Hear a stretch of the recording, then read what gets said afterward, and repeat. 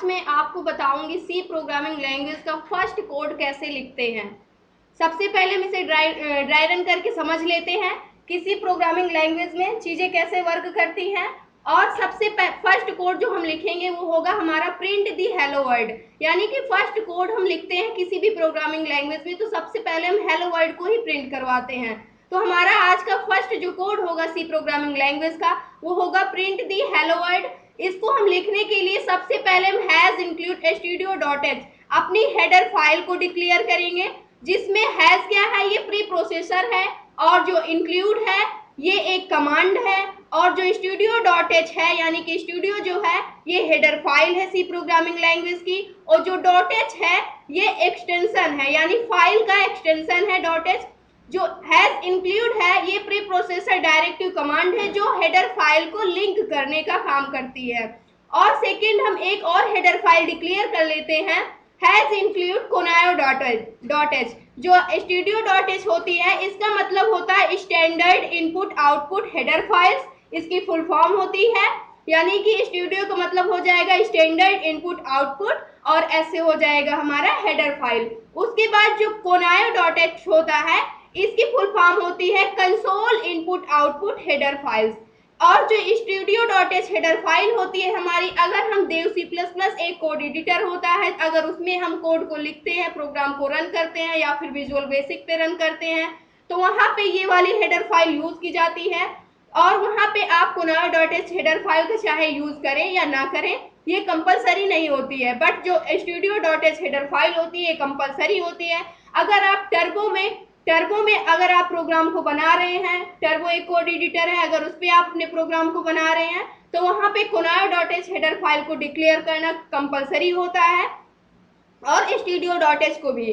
तो फर्स्ट हम देखते हैं जो studio.h होता है standard input output header file जो होती है, इसके अंदर दो फंक्शंस इन्वॉल्व होते हैं जो प्री डिफाइंड होते हैं। जो फर्स्ट होता है हमारा वो printf होता है और सेकेंड जो होता है हमारा scanf होता है।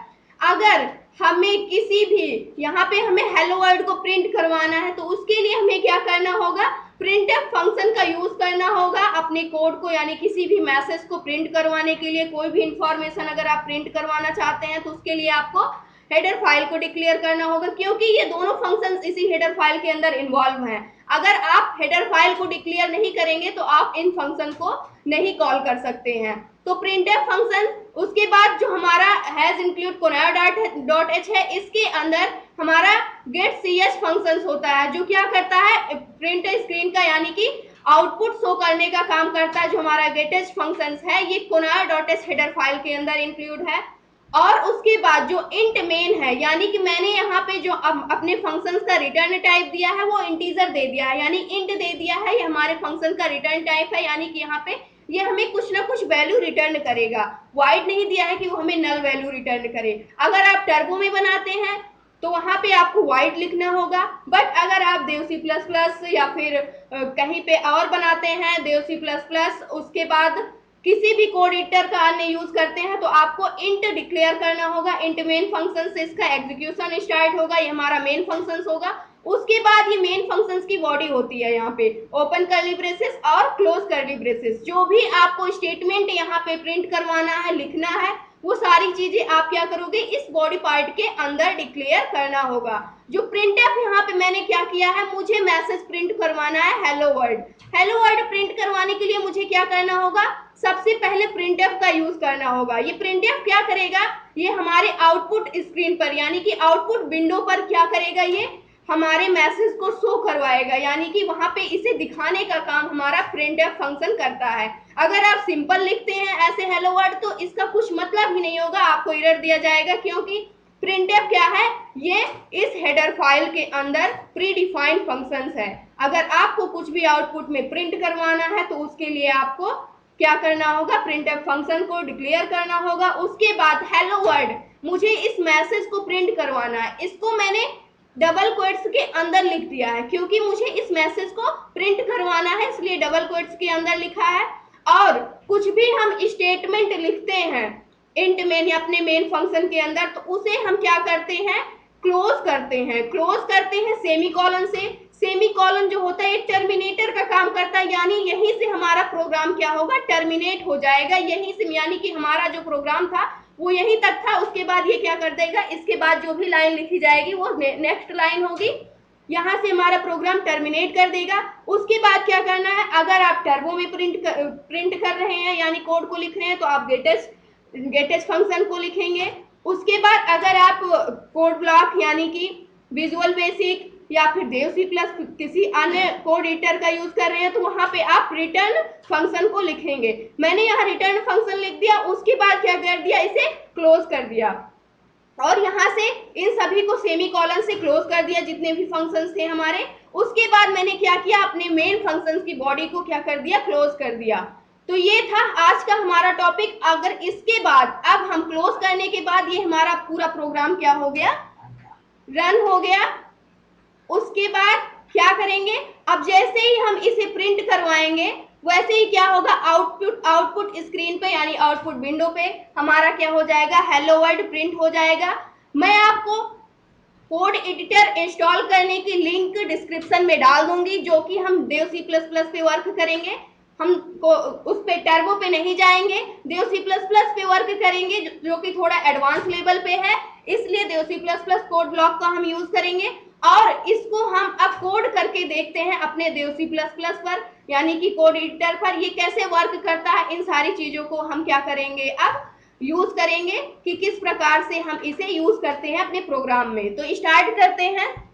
तो अब हम देखेंगे कि हम हेलो वर्ल्ड को कैसे प्रिंट करते हैं अपने कोड एडिटर में। तो हम स्टार्ट करते हैं। सबसे पहले मुझे क्या करना है, हेलो वर्ल्ड को प्रिंट करवाना है अपने प्रिंट स्क्रीन पे। तो जिसके लिए हम क्या कर रहे हैं, यहाँ पे मैंने Dev C plus plus code block को ओपन कर लिया है, यानी कोड एडिटर होता है। कोड एडिटर इसे इसलिए बोला गया है क्योंकि जैसे हम मैथ्स या फिर केमिस्ट्री, बायोलॉजी, कुछ भी अगर कोई भी क्वेश्चन सॉल्व करते हैं किसी भी सब्जेक्ट से रिलेटेड, तो उसमें क्या करते हैं, हम उसके क्वेश्चंस को नोटबुक में लिखते हैं, उसके बाद उस पर सॉल्व करते हैं। मैथ के क्वेश्चंस हो गए तो उसमें क्या कर सकते हैं, हम लिख सकते हैं। उसी प्रकार से अगर हमें प्रोग्राम को लिखना है यानी किसी भी कोड को लिखना है तो हम उसमें क्या करते हैं, डिजिटल नोटबुक का यूज करते हैं। एक प्रकार से जो हमारा देव सी प्लस प्लस है, ये कोड एडिटर है, ये क्या है, एक प्रकार से डिजिटल नोटबुक होती है हमारी, जिसमें हम क्या करते हैं, अपने कोड को लिखते हैं। और इसमें क्या कर सकते हैं, हम यहाँ से एडिट कर सकते हैं, सर्च कर सकते हैं, प्रोजेक्ट बना सकते हैं, एग्जीक्यूट करेंगे, सेव कर सकते हैं और इसे हम सेव रख सकते हैं। तो ये क्या होता है, हमारा डिजिटल नोटबुक होती है। एक प्रकार से जो हमारा कोड एडिटर होता है वो एक प्रकार की डिजिटल नोटबुक होती है। तो सबसे पहले मैंने क्या किया है, इसकी लिंक हम डिस्क्रिप्शन में दे देंगे, आप वहां से जा करके देख करके आप डाउनलोड कर लीजिएगा अपने सिस्टम पे, चाहे आप लैपटॉप यूज कर रहे हो, चाहे आप पीसी यानी कि पर्सनल कंप्यूटर या फिर आप कंप्यूटर कुछ भी यूज कर रहे हो। तो आप उसमें क्या करेंगे, सिंपली से जाके Dev C plus plus code block को क्या कर लेंगे, इंस्टॉल कर लेंगे वहां पे। अगर आप किसी और कोड ब्लॉक पे वर्क करना चाहते हैं विजुअल बेसिक पर, तो आप उस पे कर सकते हैं, जिस पे आप कर सके, जिस कोड ब्लॉक पे यानी जिस एडिटर पे आप उस पे प्रोग्राम को रन कर सकते हैं। तो सबसे पहले मुझे क्या करना है, हेलो वर्ल्ड को प्रिंट करवाना। तो फर्स्ट स्टेप क्या था हमारा, कमेंट देना था। तो सबसे पहले मैं क्या करूंगी, कमेंट दूंगी। कमेंट क्या दूंगी, प्रिंट दी हेलो वर्ल्ड, प्रिंट दी हेलो वर्ल्ड। ठीक है, ये मैंने लिख दिया। उसके बाद ये क्या है, मैंने सिंगल लाइन कमेंट दिया है। यहाँ पे मैंने क्या कर दिया, इसे सिंगल लाइन कमेंट दे दिया है।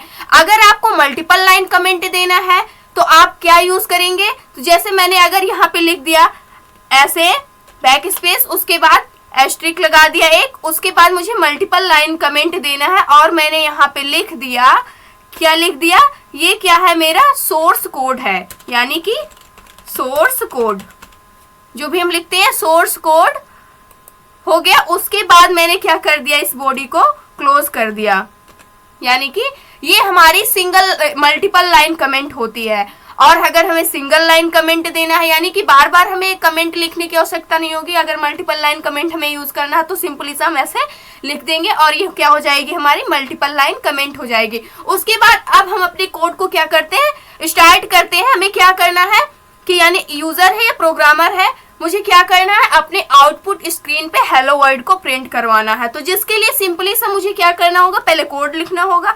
उसके लिए किसी भी कोड को लिखने से पहले मैंने यहाँ पे थोड़ा सा स्पेस दे दिया। लिखने के लिए हम क्या करेंगे, सबसे पहले हम हेडर फाइल डिक्लेयर करेंगे, क्योंकि हम सी का प्रोग्राम लिखने जा रहे हैं। तो सबसे पहले जो हमारा फर्स्ट पॉइंट होता है कि हमें सी प्रोग्रामिंग लैंग्वेज की जो हेडर फाइल होती है उसे क्या करना होगा, डिक्लेयर करना होगा। तो मैंने लिख दिया हैज इंक्लूड, उसके बाद stdio.h, ये हमारी हेडर फाइल हो गई, जिसमें हैज क्या था, एक कमांड थी, इंक्लूड क्या था, प्रीप्रोसेसर डायरेक्टिव, यानी कि ये हैज इंक्लूड क्या होता है, हमारा प्रीप्रोसेसर डायरेक्टिव कमांड होती है, और stdio.h जो होती है हमारी हेडर फाइल होती है। और stdio.h के अंदर ही हमारे printf एंड scanf जो दो फंक्शंस होते हैं वो इन्वॉल्व होते हैं, इसमें पहले से ही प्री डिफाइंड होते हैं। और .h क्या होता है, हमारा फाइल का एक्सटेंशन होता है किसी भी प्रोग्राम की। उसके बाद मैंने हेडर फाइल डिक्लेयर कर दिया। अब इसमें जो दोनों फंक्शंस थे वो क्या हो गए, इसमें आ चुके हैं, यानी कि इस हेडर फाइल में। अब हम उसे अपने प्रोग्राम में कहीं पे भी यूज कर सकते हैं, हमें कोई एरर नहीं मिलेगा।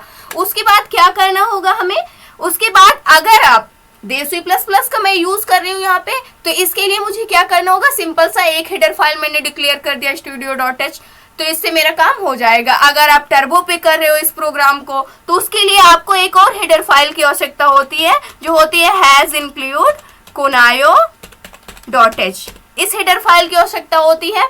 इसमें क्या होता है, जो गेट्स जो फंक्शंस होता है, यानी जिससे हम क्या करते हैं, प्रिंट लेने के लिए अपने आउटपुट में लिखते हैं, जैसे इसमें रिटर्न लिखते हैं, उसमें गेट्स फंक्शन का यूज करते हैं, CLR या CR फंक्शंस क्लियर स्क्रीन करने के लिए यूज करते हैं। तो वो फंक्शंस इसके अंदर इन्वॉल्व होता है, यानी गेट ch एंड CLR या CR फंक्शन जो होते हैं वो दोनों conaio.h हेडर फाइल के अंदर प्री डिफाइंड फंक्शन होते हैं। उसके बाद अगर आप इसे लिखना चाहते हैं इसमें तो लिख सकते हैं, नहीं तो नहीं लिखेंगे तो भी ये रन हो जाएगा हमारा प्रोग्राम। उसके बाद जो हमारा नेक्स्ट पॉइंट आता है, हमारा एग्जीक्यूशन किसी भी प्रोग्राम का मेन फंक्शन से स्टार्ट होता है, यानी अगर हम कह सकते हैं ऐसा, इंट मेन लिखेंगे। मैं यहाँ पे इंट टाइप का लेती हूँ क्योंकि मुझे इंटीजर टाइप की वैल्यू को रिटर्न करना है। उसके बाद मैंने इसकी ब्रैकेट को ओपन एंड क्लोज कर दिया। जो हमारा प्रोग्राम है मैंने यहाँ पे इंटीजर लिया, यानी कि कोई इंटीजर वैल्यू को रिटर्न करेगा। अगर आप टर्बो का यूज कर रहे हैं तो आपको वॉइड लेना होगा, जो नल वैल्यू को रिटर्न करता है वॉइड लेंगे। जो हमारा मेन फंक्शन होता है, यानी फंक्शंस क्या होता है, फंक्शन एक प्रकार का बटन होता है, यानी कि एक प्रकार जैसे स्विच होती है ना किसी बोर्ड की, जैसे बटन होती है, उसको दबाते हैं तो लाइट ऑन हो जाती है, यानी कि उसको दबाने से ही कोई ना कोई काम होता है। सेम वैसे ही क्या होता है हमारे प्रोग्राम में, जो मेन फंक्शन होता है, जैसे ही हम इसको प्रोग्राम में क्या करते हैं, लिखते हैं, यानी कि जैसे ही इस प्रोग्राम में मैंने इसे लिखा वैसे क्या हुआ, इसके अंदर हम जो भी चीजें करेंगे वो हमारा क्या होगा, काम हो जाएगा। यानी कि मेन फंक्शन एक प्रकार से मेन बटन का, यानी मेन बटन का काम करता है। तो यहाँ से हमारे प्रोग्राम का क्या होगा, एग्जीक्यूशन जो होगा वो स्टार्ट हो जाएगा, क्योंकि किसी भी प्रोग्राम का जो एंडिंग एंड स्टार्टिंग पॉइंट होता है वो मेन फंक्शन से ही होता है, यानी कि उसका एग्जीक्यूशन जो स्टार्ट होता है वो मेन फंक्शन से स्टार्ट होता है। तो मैंने यहाँ पे इंट मेन फंक्शन को अपने डिक्लेयर कर दिया। उसके बाद क्या करना है, मुझे प्रिंट करना है। अब प्रिंट क्या करना है उसे मुझे यहाँ पे लिखना होगा, और प्रिंट करने के लिए हमारा प्रिंटफ फंक्शंस होता है, जो studio.h हेडर फाइल के अंदर प्री डिफाइंड फंक्शंस है, यानी इसकी लाइब्रेरी में वो प्री डिफाइन है। तो इसके लिए मुझे क्या करना होगा, printf लिख देंगे यहाँ पे सिंपल सा। उसके बाद क्या करेंगे, डबल क्वेट्स के अंदर, यानी डबल इन्वर्टेड कॉमा के अंदर हम क्या लिखेंगे, हेलो वर्ल्ड। ठीक है, उसके बाद हेलो वर्ल्ड लिख दिया मैंने, हेलो वर्ल्ड लिखा। उसके बाद इसको क्या करना होगा, मुझे क्लोज करना होगा सेमी कॉलन से, क्योंकि मेरी लाइन यहाँ पे ये कंप्लीट हो गई। एक कंप्लीट यानी कि सेमी कॉलन ये रिप्रेजेंट करता है, ये प्रोग्राम को टर्मिनेट करने का काम करता है कि हमारी फर्स्ट लाइन यहाँ से स्टार्ट हुई, यानी कि यहाँ से स्टार्ट हुई और यहाँ पे क्या हो गई, एंड हो गई। अब इसके बाद जो भी लिखेंगे वो दूसरी लाइन में काउंट होगी, यानी कि वो नेक्स्ट लाइन होगी। यानी अब उसके बाद मुझे, अगर हम टर्बो का यूज कर रहे हैं तो मुझे आउटपुट लेने के लिए गेट ch फंक्शन को लिखना होगा। ठीक है, अगर आप टर्बो का, यानी कि अगर आप टर्बो का यूज करें तो गेट ch फंक्शंस को लिखना होगा। और ये जो गेट ch फंक्शंस है ये conaio.h हेडर फाइल में प्री डिफाइंड फंक्शंस है। ठीक है, लेकिन हम यहाँ पे देव C++ का यूज कर रहे हैं तो मुझे क्या लेना होगा, रिटर्न टाइप का लेना होगा, रिटर्न 0। क्योंकि मैंने यहाँ पे क्या दे रखा है, इंट, यानी कि ये कोई ना कोई वैल्यू रिटर्न करेगा, तो इसलिए मैंने यहाँ पे कोई भी नंबर आप ले सकते हैं, मैंने यहाँ पे सिंपली सा 0 ले रखा है।